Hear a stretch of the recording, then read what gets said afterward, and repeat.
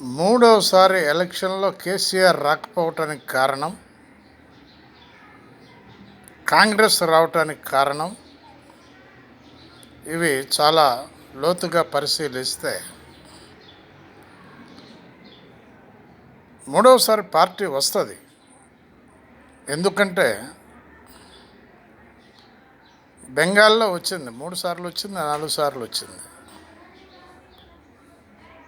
మన దగ్గర కేసీఆర్ రాలేదు. కారణం ఏంటంటే ఎలక్షన్లో అనుకున్నటువంటివి పనులు చేయలేదు. దళితులకు సీఎం అన్నాడు, అది ఇవ్వలేదు. 3 ఎకరాలు అన్నాడు, అది ఇవ్వలేదు. ఏవో పెద్ద పెద్దవి బెడ్రూమ్లు, డబుల్ బెడ్రూమ్లు అన్నాడు, అవి సరిగ్గా పంచలేదు. ఎక్కడి గొంగడే అక్కడే అన్నట్టుగా అది ఉన్నది. ఆ తర్వాత ఇంటిలో మెంబర్స్ని ఎంట్రీ ఇచ్చాడు.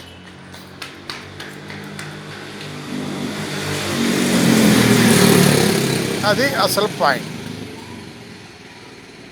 ఇవి చెయ్యలేకపోవటం వలన కాంగ్రెస్ రావటం జరిగింది.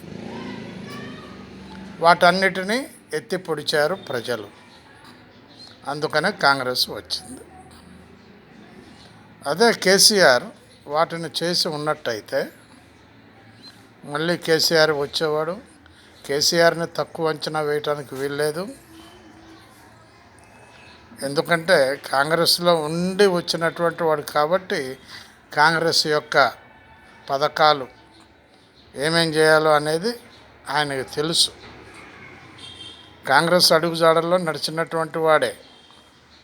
కాకపోతే ఆయన సపరేట్ పార్టీ పెట్టిండు, వచ్చిండు. అది మెయిన్ పాయింట్. ఆలోచించండి ప్లీజ్. బివి ప్రసాద్, హైదరాబాద్.